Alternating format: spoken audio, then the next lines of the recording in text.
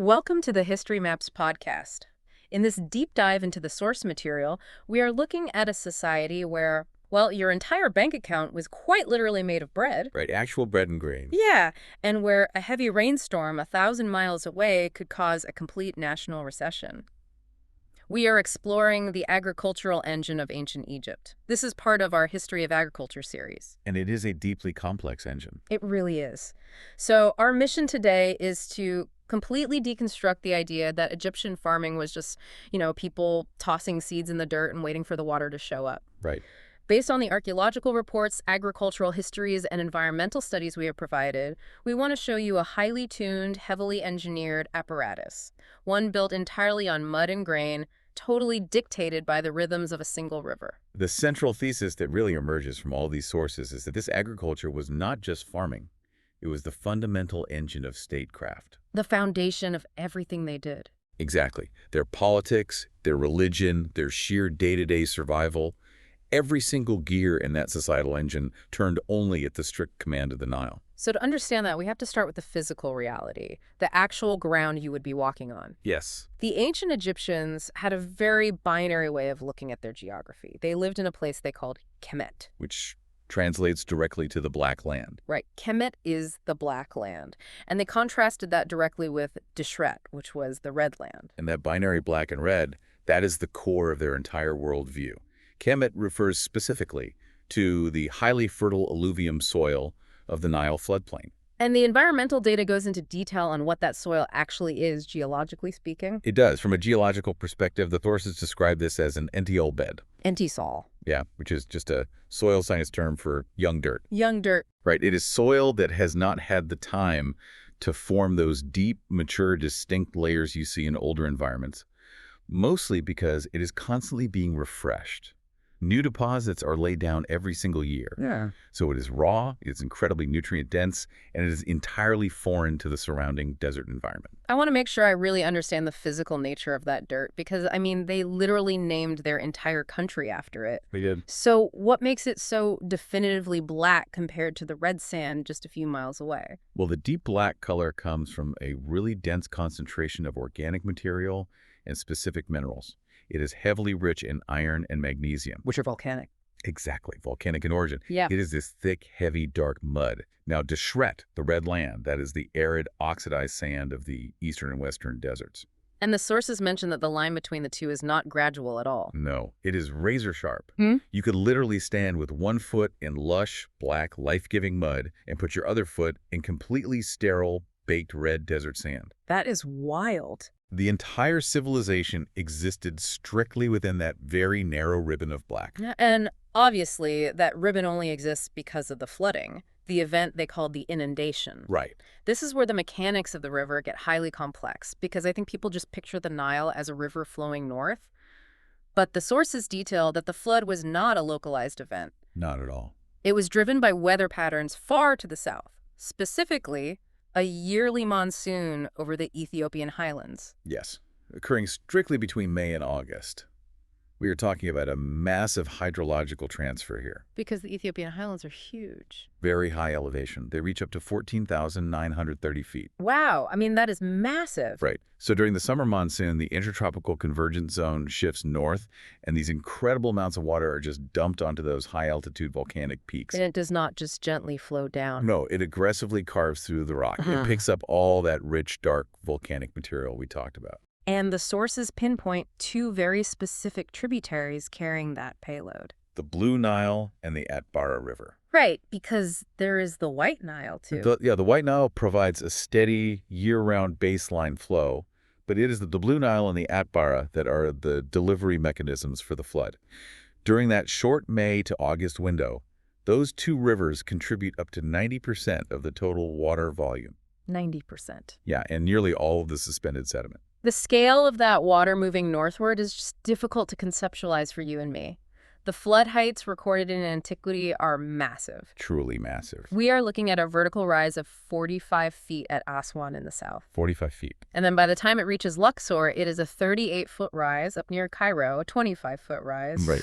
A 45-foot wall of water is essentially a 4-story building of liquid and mud coming at you every single year. Which brings up a really critical comparison found in the agricultural histories. When we look at other ancient agrarian societies... Mesopotamia. Exactly. Mesopotamia with the Tigris and Euphrates. Yeah. Their rivers flooded violently, erratically, and often at the absolute worst possible time for the crops. Like right before harvest. Yes. The Nile, by contrast, had this remarkable degree of predictability in its timing. The water arrived reliably late in the summer every single year. You could set a watch to it. Basically. And this specific timing allowed the Egyptians to build their institutions, their calendars, and their long-term societal plans around it. Okay, this is exactly where I want to push back on the sources. Okay. Some of the texts use the term perfect predictability. Right. But if this flood was so reliable, why do we have extensive historical records of devastating famines? Well, It feels like living with a highly precise but potentially lethal natural force. Just how narrow were the actual margins of error for these farmers? the margin of error was incredibly narrow, but the variance resided entirely in the volume, not the timing. Okay. They knew exactly when the water was coming. They just did not know exactly how much water was arriving. If the flood peak was too low by even just a few feet, the water simply could not crest the riverbanks to reach the higher agricultural basins. And less arable land saturated means an immediate drop in food production. Immediate and unavoidable. It meant starvation. So a low flood equals starvation.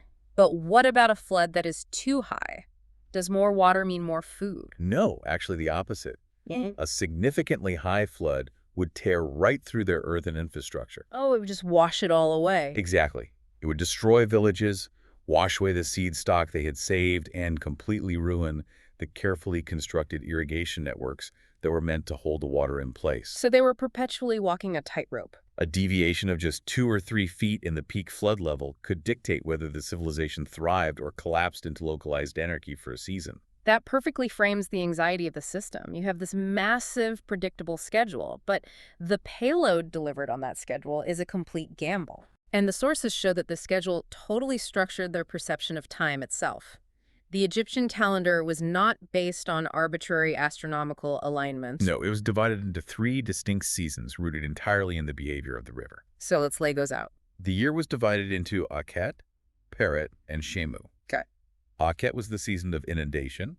That ran from July to October. Peret was the season of emergence, or planting, spanning November to February. And Shemu was the season of harvest and drought from March to June. Let's focus on Akhet. From July to October. A flood. Right. I am trying to visualize this. The fields are completely submerged. The farmers literally cannot farm. No, they cannot. Their entire physical livelihood is under several feet of water. But the texts point out they did not just sit at home waiting. No, the sources detail how they actively participated in state projects. They worked as laborers to build monumental architecture. We are talking about the temples and the pyramids here. Yes. If we analyze Akhet from a purely economic and political standpoint, it is a brilliant mechanism of statecraft. How so? Well, a flooded agricultural landscape provided the centralized state with a massive captive labor force. Because they had nothing else to do. Exactly. For 3 to 4 months a year, the entire agricultural working class was unable to tend to their fields. But they still needed to eat. Right. So the state essentially funded its monumental architecture through this forced seasonal idleness. That totally reframes how we look at the pyramids. It does. It makes monumental construction look less like pure, spontaneous religious devotion and much more like a massive, highly calculated public works program. Yeah, that is a very accurate way to read it. It seems designed specifically to keep a vast workforce occupied, organized, and fed while their fields were inaccessible. It was a mechanism of wealth redistribution and social control. The pharaoh collected the grain as tax during the harvest in Shemu. Then, the state distributed it back to the populace as rations during the inundation while they hauled stone. Very efficient. And once the waters finally began to recede, the society transitioned immediately into Peret, the season of emergence. Emergence, meaning the land itself is literally emerging from the water. Correct. The water left behind a thick layer of rich, damp, silt-heavy earth. The entisol bed. Exactly. This was when the intense physical labor shifted back to agriculture. They had to quickly plow the heavy mud and sow the seeds before the soil dried out. Because it would bake hard pretty fast. Yes. Following that was Shimu, the frantic period of harvesting the mature crops. Right, March to June. The fields were rapidly baking hard under the hot sun, the water table was dropping fast, and they had to extract absolutely every piece of grain before the cycle reset with the next flood. So we have established the seasons, but that kind of casts the Egyptians as sort of passive recipients of this water. Right. But they were not just waiting around. The sources are clear that they actively engineered the landscape to manage the water once it arrived. Very actively. Let's dig into the physical reality of basin irrigation. How exactly did this work? Well, basin irrigation was an incredibly sophisticated method of surface water management. Now, they were not building massive valley-wide dams at this point in history. Not yet. Right. Instead, the Egyptians constructed a crisscross network of earthen walls and levees all across the natural floodplain. So just walls of mud. Walls of mud. They partitioned the land into massive, enclosed rectangular basins. Some of these covered thousands of acres each. So they are building literal mud walls, presumably by hand and with very simple tools, to create shallow, flat bathtubs across the entire country. Bathtubs is a great analogy. When the river breached its banks during a ket, the floodwaters were deliberately directed and trapped within these large basins. Okay. And here's the crucial mechanical point the sources emphasize. They would hold this standing water in the basins for roughly 45 days. 45 days. That is very specific. It is. That specific duration allowed the water to deeply saturate the soil profile. But more importantly, it gave the suspended black silt time to settle out of the water column. Oh, so it sinks to the bottom. Exactly. It deposits an even layer of fresh, mineral-rich mud directly onto the fields. Okay, so 45 days of soaking. But then what? You cannot plant seeds in standing water. No, you cannot. So after the 45 days, they would deliberately breach the lower walls of the basin. Just break the wall down. Yes, to drain the excess water. They would either let it flow down into a lower elevation basin or channel it directly back into the main river as the flood levels began to drop. And the environmental studies highlight a massive ecological benefit to this specific 45-day fill and drain method. They do. In other ancient cultures, especially Mesopotamia, long-term irrigation eventually poisoned the land through salinization. Right, salt buildup. Yeah. When water evaporates, it leaves salt behind. Over centuries, that salt builds up and basically ruins the soil. But basin irrigation prevented this entirely. And that prevention of salinization is exactly why the Egyptian system lasted for 3,000 years. How does it prevent it? Physically. Because they used surface flooding rather than deep, persistent canal irrigation. And critically, because the summer groundwater level in Egypt naturally dropped very low, the system flushed itself. Oh, I see. The annual flood essentially washed away any accumulated salts, pushing them deep down into the water table and eventually out to the Mediterranean Sea. It was a perfectly balanced ecological loop. But managing that loop, knowing exactly when to open the basins and how much water was actually coming, required precise data. Yes, it did. Which brings us to the Nilometer. A vital piece of infrastructure. To forecast the year ahead, the state built specific structures at key locations, like Aswan and Elephantine in the south. The sources describe these as staircases, stone columns, or deep wells built directly into the river. And they were marked with highly calibrated measurement lines. The Nilometer is a perfect example of turning a natural phenomenon into actionable administrative data. Right. These were not just scientific instruments, they were the central apparatus of the national economy. I'm trying to picture the physical reality of using this tool. Let's look at the Nilometer at Elephantine. Okay. It is early summer. The monsoon water from Ethiopia is just starting to reach the southern border of Kemet.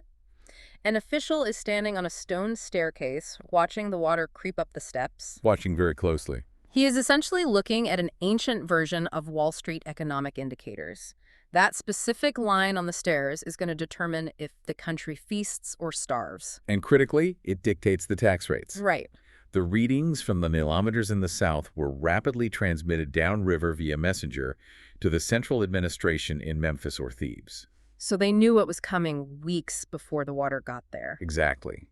The state used this localized water depth to forecast the total agricultural yield of the entire country, months before a single seed was even planted in the mud. That is highly advanced forecasting. Based on that forecast, The bureaucracy would preemptively set the taxation levels for the upcoming harvest. The pressure on the officials reading those stairs must have been immense. Oh, absolutely. You are measuring water. Knowing your numbers will literally dictate the taxation of millions of people. If you record the water hitting a high mark, the state demands maximum grain. And the administrative burden there was highly consequential.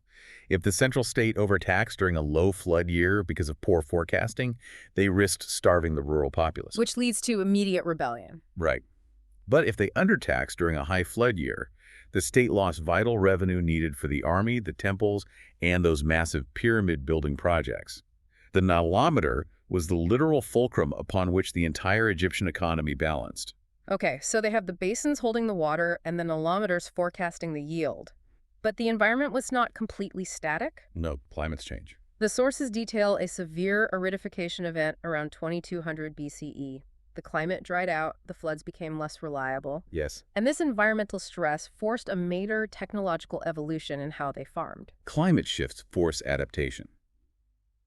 Prior to this drying event, during the Old Kingdom, which spans from 2686 to 2181 BCE, their tools were highly adapted to the natural basin flooding. Because they did not need to move water artificially? Right. The sources describe simple wooden plows fitted with copper-tipped blades to break the soft mud, and their sickles for harvesting were made of wood with sharp flint inserts embedded in them. Very simple tools. But as the climate dried, they needed to move water to fields the flood no longer naturally reached. Exactly. And that leads to the invention of the shadoof. The sources note it became widespread by the 18th dynasty. We need to explain the physical mechanics of this because it is a really brilliant piece of engineering. It really is. A shadoof is essentially a long pole acting as a counterweighted lever mounted on a central pivot point. Let's break down the biomechanics of it. Please. You have a sturdy upright post. On top of that rests a long cross beam. On the long end of the beam, hanging over the water, there's a bucket or leather bag. On the short end of the beam, there is a heavy counterweight. This is usually a large lump of dried mud or a heavy stone. It was used to lift water vertically, generally about 1 to 3 meters up a riverbank. The ergonomics of this are fascinating. If you have ever tried to haul a heavy bucket of water straight up out of a ditch, your lower back is screaming after 5 minutes. Oh, yeah. It is exhausting. But the shadoof changes the distribution of the physical burden. It employs a Class 1 lever to fundamentally alter the human effort required. The counterweight does the heavy lifting. The heavy stone pulls the full bucket of water up. Wait, so the rock lifts the water? Yes. The human operator only has to use their body weight to push the empty bucket back down into the water to refill it. That is so smart. You use gravity to lift the heavy part. Exactly. This mechanical advantage allowed a single farmer to stand by a canal and move significant volumes of water up to elevated terraces for hours with significantly reduced fatigue. And by moving water to higher ground manually, the sources point out they achieved something revolutionary. Year-round cultivation. Right. Year-round cultivation of summer crops and enclosed gardens. They partially decoupled their agriculture from the strict three-season flood cycle. A huge leap forward. But looking at the mechanics, I have a practical question. The shadoof is highly efficient for human muscle. But why rely on humans at all? What do you mean? The Egyptians had draft animals. They had oxen. Why not just attach a bucket to an ox and let the animal do the lifting? What were the mechanical limitations of the shadoof that prevented them from using animal power early on? The core limitation of the shadoof is that it relies on a reciprocal motion. Up and down. Up and down, push and pull. It requires a human mind and human dexterity to guide the empty bucket into the water, let it fill, guide it up, manually tilt it to dump the water into the irrigation trench, and then repeat that exact process. Right, you need hands. You cannot train an ox to perform that complex sequence of reciprocal motions. Because an ox really only knows how to walk forward. Exactly. It was not until centuries later, during the Ptolemaic era, that they introduced the sakia. Which is the animal-drawn water wheel. Right. The sakia is a mechanical translation device. It uses geared wheels to translate the continuous circular forward walking motion of an ox into the vertical lifting of water via a continuous loop of pots. Oh, that makes sense. The shadoof represented the absolute peak of manual lifting technology, but it still physically anchored the farmer to the riverbank. Okay, so we have the water management and the lifting technology covered. Let's shift our focus to what they were actually pulling out of this heavily engineered soil. The crops. Yes, we need to look at the specific crops that built the empire. The foundation, the absolute caloric baseline, was grain, specifically emmer wheat and barley. Emmer and barley were the dual pillars of the Egyptian diet. Emmer wheat was primarily used for baking bread and making thick porridges. And the botanical reality of emmer, according to the sources, is that it has a very low gluten content, Yes, very low. which means it does not stretch or rise like modern bread. Right. It yields a very dense, heavy loaf. The archaeological evidence shows they often baked it by pressing the dough into heavy, preheated ceramic conical molds. So it was baked into these hard cones, Yes. Barley, conversely, was the primary grain used for brewing beer which was consumed daily. by everyone, from laborers to the pharaoh. It was a thick, highly nutritious, low-alcohol staple, and barley was also used for making specific types of flat cakes. But the cultivation of these two grains was not purely a matter of taste or even climate suitability. It was heavily dictated by state policy. Heavily. The sources provide a profound example of this from the Ptolemaic period. The administrative state fundamentally altered the tax code, shifting the harvest taxes to strongly favor a newly introduced crop, free threshing bread wheat. The Ptolemaic administration essentially weaponized the tax code to force a botanical shift. Oh, I did do that. They set rigid, highly unequal exchange rates for tax payments. Payments made in traditional barley were valued at only 2/3 of the equivalent volume of bread wheat. And payments made in the native emmer wheat were valued at an incredibly punitive 4/9 of bread wheat. Wait, 4/9? That is a severe penalty. Very severe. If a farmer grows emmer, the state is basically taking more than double the volume to satisfy the exact same tax debt. Right. And as a result, emmer wheat was rapidly and almost entirely replaced in the fields. Farmers had to switch to bread wheat simply to survive the tax collection. It is a powerful demonstration of how deeply bureaucratic decisions penetrated the physical environment. Yes, the farmers did not transition away from emmer because bread wheat was inherently easier to grow in that specific soil, or because they necessarily preferred the taste. Right, they had been eating emmer for thousands of years. They shifted entirely because the administrative apparatus demanded it through relentless economic pressure. The tax code dictated the ecosystem. It is wild to think that a top-down bureaucracy treated agricultural products like competing currencies with fluctuating exchange rates and completely rewrote the daily diet of an entire nation in the process. But the fields were not just endless expanses of grain. No, the sources detail a wide variety of pulses and vegetables. We see lentils, chickpeas, and specifically fava beans. Fava beans provided a vital source of protein, and it is a dietary thread that remains unbroken today. Yeah, modern Egyptian staples like boful madams, which is a stewed fava bean dish, and tamia. Which is the Egyptian version of falafel, made with fava beans instead of chickpeas. Those trace their direct lineage right back to these ancient plots. They also extensively cultivated lettuce, onions, garlic, and radishes. And beyond caloric intake, we have to look at the industrial crops. The agricultural system was responsible for producing the entirety of the society's material goods. The most famous being papyrus. Papyrus was an aquatic plant harvested from the marshy edges of the Nile.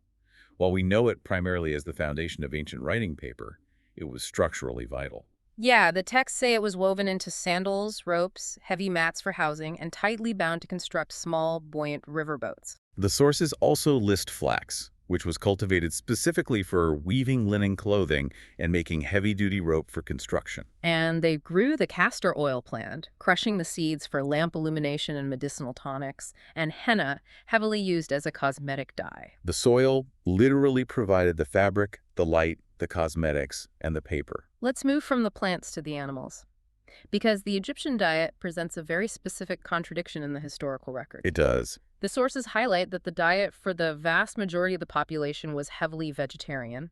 Beef was highly favored in their culture, but it was incredibly rare, mostly restricted to royalty, elite banquets, and temple sacrifices. Right. But then we encounter what is perhaps my favorite detail in the sources, the pig paradox. Ah, yes.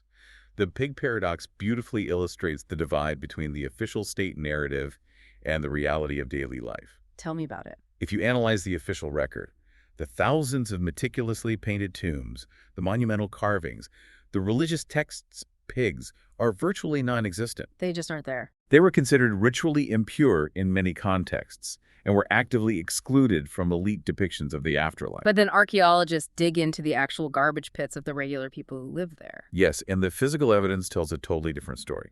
Evidence from a settlement site called Tel Ibrahim Awad shows that a full 20% of the animal bones recovered from the domestic refuse were pig bones. 20%. That creates a stark discrepancy. It really does. The state and the religious elite controlled the narrative texts and the art. They projected a highly curated image of a society dining on pure, prime beef and sacred waterfowl. But the reality for the common agrarian worker was totally different. They needed a reliable, fast-growing source of protein. Pigs are highly efficient converters of agricultural waste and household scraps into meat. They do not need expansive grazing land like cattle do. So the working class is relying heavily on pork, while the elite are entirely scrubbing the existence of pigs from the official record. It is a massive cognitive dissonance. Let's use the sources to build a picture of what domestic life actually looked like for a wealthier estate. Because I think we often picture ancient Egyptian gardens as these serene, quiet, highly manicured pools of water with lotus flowers. Right. But the archaeological and textual sources paint a chaotic, noisy biological ecosystem. It was an intensely managed, highly diverse environment. The sources describe estates utilizing baboons. Baboons? Yes, actually training them to climb tall trees to harvest difficult-to-reach fruits, like figs. Wait, really? They had trained agricultural baboons? That sounds highly volatile. It was an active utilization of available fauna. You also have large populations of aggressively territorial Nile geese wandering the grounds. Geese are mean. Very. Wealthy households kept vervet monkeys, specific breeds of hunting dogs, and cats. Furthermore, they utilized domesticated ferrets, Ferrets for what? employing them specifically to patrol the large grain stores, to hunt rats and mice. And they cultivated honey, maintaining active hives in transportable ceramic tubes. It was a bustling, loud, highly productive space. They essentially had an elite special ops force of ferrets protecting the national treasury. That was one way to put it. And this diversity of animals brings up a significant debate in the sources regarding the origins of all this agriculture. Right. There's a long-standing historical narrative that early agriculture, including livestock, was entirely imported into Egypt from Mesopotamia and the Levant. Yes, that has been the traditional view. But the newer evidence points to local adaptation. I want to question that standard Mesopotamia-centric narrative. Okay. If Egypt was just importing a pre-packaged agricultural system from the Tigris and Euphrates, how do we explain the distinctly indigenous cattle breeds, or the specific local poultry, or the taming of native wildlife like the baboons and ferrets? What is the evidence for Egypt's own indigenous agricultural experimentation? The archaeological consensus is shifting based on deeper stratigraphic evidence. Correct. It is true that certain core domesticates, like specific foundational strains of wheat and sheep, were introduced from Southwest Asia. Okay, so some things were imported. Yes. But the indigenous populations of the Nile Valley were not passive receptors waiting for civilization to arrive. Long before 5000 BCE, they were already aggressively experimenting with managing their local environment. So they were adapting to the specific ecological niche of the Nile, not just copying Mesopotamia. Precisely. They were semi-domesticating indigenous African cattle long before outside breeds arrived. They were intensively managing local waterfowl and wild grain stands. So they already knew what they were doing. Yes, when the Near Eastern domesticates finally did arrive, the Egyptians integrated them into an already highly sophisticated, locally adapted system of environmental management. It was a complex synthesis of imported genetics and deep indigenous knowledge of the African floodplain. And that synthesis created an unprecedented generation of wealth. Let's look at how these crops and animals translated into actual state power. The economy. Right. We need to examine the economy of grain. The sources are very explicit here. Grain functioned as the primary currency. There was no coined money for the vast majority of dynastic history. The entire economy was barter and commodity-based. To understand how a state operates a complex economy without coinage, you have to look at the infrastructure of storage. Grain was money, so silos were the banks. And the sources point to a pivotal archaeological discovery at an urban center called Tel Edfu.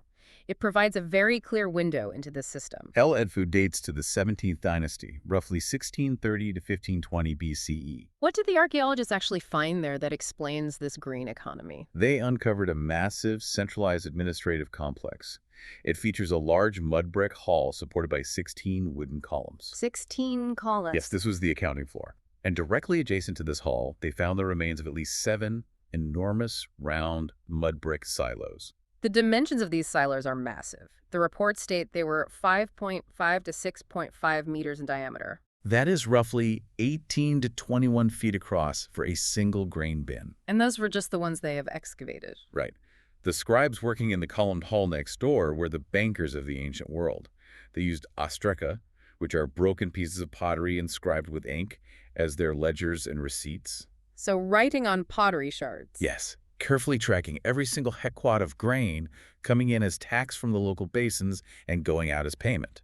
Because even the highly skilled laborers were paid in grain. The men who built the tombs in the Valley of the Kings, the artisans at Deir el-Medina, they received their monthly salaries in raw rations of emmer wheat and barley. That was their paycheck. But I have to point out the extreme physical vulnerability of holding your wealth this way. It is risky. Very. If your money is literally grain, what happens to the national treasury when a massive plague of rats breaches those mud walls? Or if a roof leaks.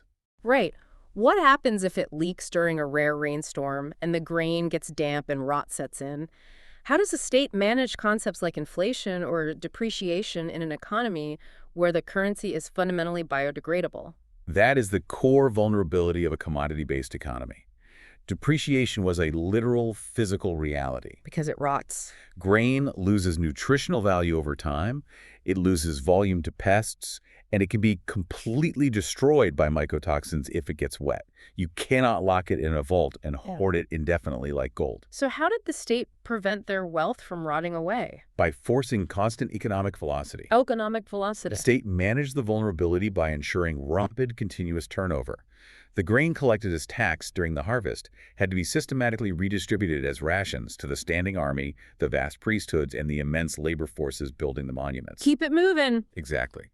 The silos at Tel Edfu were highly active transit hubs, not deep storage vaults for long-term hoarding. The physical limitations of the grain strictly forced the state to constantly redistribute the wealth back into the population to keep the economy functioning. It is a remarkable system of forced redistribution. You cannot hoard money if it is going to rot. Precisely. And given the absolute life-or-death economic importance of the river and the grain it produced, it naturally birthed a deeply complex religious framework to try and make sense of it all. Yes. This brings us to the theology of the inundation. The central figure here is Hapi. When analyzing Egyptian religion, it is vital to understand that Hapi was not the god of the River Nile itself. Right. Hapi was the personification of the event of the flooding, the inundation. Let's look at the iconography of Hapi because it is highly specific and unusual compared to other deities. It's very unique. Hapi is consistently depicted as an androgynous figure. They are shown with the musculature of a male, but possessing a prominent swollen belly and pendulous female breasts. Hapi is also often depicted with blue or green skin and is frequently shown physically tying the heraldic plants of Upper and Lower Egypt, the lotus and the papyrus, together in a knot. The physical attributes of Hapi directly mirror the material reality of the Egyptian farmer's experience. The androgyny is deeply symbolic of a complete, self-sustaining biological system. Hapi embodies the dual nature of the agricultural cycle. So the male attributes represent the strength and power of the rushing floodwaters. Yes. While the female attributes represent the nursing, nurturing fertility of the rich mud left behind. Exactly. Hapi provides everything required for life, much like the inundation itself. The swelling belly signifies the physical abundance of the impending harvest. And this ties directly into another foundational myth, that of Osiris. The myth of Osiris involves his death, his physical body being broken apart and scattered, and his ultimate resurrection. This narrative is intimately physically tied to the agricultural cycle. The sources mention a specific ritual regarding this. They would create mud figures shaped like Osiris and actually plant them with barley seeds during religious festivals. Yes, they did. As the water was applied, the barley seeds embedded in the mud figure would sprout. That is very literal. To the Egyptian observer, witnessing the green shoots erupting from the dead, brown mud of the Osiris figure was a literal physical manifestation of the god's resurrection.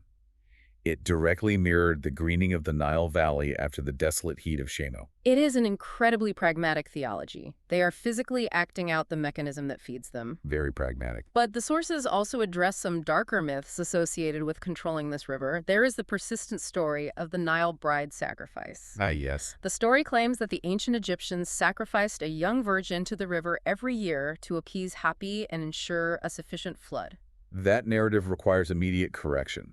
The sources note that this myth was heavily popularized by later historians, specifically the medieval writer Al-Makrizi in the 14th century. So way later. Much later. However, modern Egyptologists and archaeological data strongly dispute the historical reality of any regular Nile bride human sacrifice. So it is essentially a myth about a myth. Yes. Hmm. It appears to be a much later fabrication or a severe misunderstanding of much older symbolic rituals. What did they actually do then? Well, the ancient Egyptians did throw offerings into the river grain, amulets, perhaps even wooden effigies to honor Hapi. But there is zero corroborating archaeological evidence, nor any primary textual evidence from dynastic Egypt, to support the idea that human sacrifice was utilized as a mechanism to control the inundation. That is an important clarification to make. I want to linger on a point you made a moment ago, noting that they did not worship the physical river itself, only the event of the flooding. Yes. I want to understand this theological distinction clearly. Why was the inundation, the arrival of Hapi, treated as a completely separate divine entity from the physical water flowing between the riverbanks during the rest of the year? This requires understanding how ancient cultures conceptualized kinetic energy versus static matter. The river, at its low point, during the grueling drought of Shamu, was just a body of water.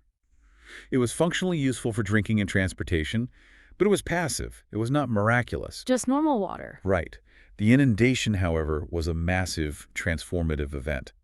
It was the sudden, overwhelming arrival of chaotic energy that miraculously gave birth to order and life, depositing the black silt of Kemet over the red sand. Right. To the ancient Egyptian mind, the low water was just a physical substance. But the flood was an active, divine intervention. Therefore, Hapi represented the kinetic action, the dynamic, ongoing process of fertilization, rather than just the static material of the water itself. That makes profound sense. They worship the engine turning, not just the oil sitting in the pan. That is a great analogy. But every engine eventually faces modification. We must conclude our deep dive by examining how this highly successful 3,000-year-old system of basin irrigation and natural flooding was finally permanently dismantled in the modern era. The end of an era. The end of this ancient rhythm began with a massive transition from traditional basin irrigation to perennial irrigation. Yes, and the catalyst for this monumental landscape shift occurred in the 19th century, under the rule of Muhammad Ali Pasha. What was his goal? He sought to rapidly modernize Egypt's economy by integrating it into global trade networks. To do this, he needed to grow highly lucrative cash crops, primarily long staple cotton, for export to the textile mills of European markets. But cotton has very specific botanical requirements. It does. It requires a long growing season and constant, steady watering. It cannot survive the intense dry period of Shamu dictated by the ancient basin irrigation system. Exactly. To grow cotton on a massive industrial scale, they had to fundamentally alter the hydrology of the country. They could no longer rely on a single, massive, 45-day flood. They needed water all the time. They needed year-round controlled water delivery. This required holding the floodwaters back and dispensing them slowly through deep canals. The sources outline a series of massive engineering interventions that followed to achieve this. We see the heavy involvement of British engineers, specifically William Wilcox, who oversaw the completion of the Aswan Low Dam in 1902. Yes. This was the first major modern attempt to truly hold back the floodwaters and provide perennial, year-round irrigation. The Aswan Low Dam was a significant engineering feat, but it was ultimately insufficient. It was simply not large enough to completely contain the massive annual variations of the Nile monsoon. The river was too strong. Right. The final, definitive end to the ancient cycle came decades later with Gamal Abdel Nasser's construction of the Aswan High Dam. The High Dam, completed in 1970, is a colossal piece of modern infrastructure. It created Lake Nasser, one of the largest artificial lakes in the world. It did. and it permanently captured the annual floodwaters. The rhythmic pulse of the Nile, the inundation that defined the black land of Kemet for millennia, was definitively stopped behind a massive wall of concrete. And the trade-offs of this modern hydraulic engineering are immense and complex. Let's look at the positive side first. Well, on the positive side, they gained the ability to harvest crops year-round, vastly increasing total caloric output. They also gained absolute, complete protection from the devastating low and high floods that had caused famine and destruction for millennia. So no more tightrope walking with the Nilometer. Right. The high dam provided critical food security and generated massive amounts of hydroelectric power for a rapidly expanding modern population.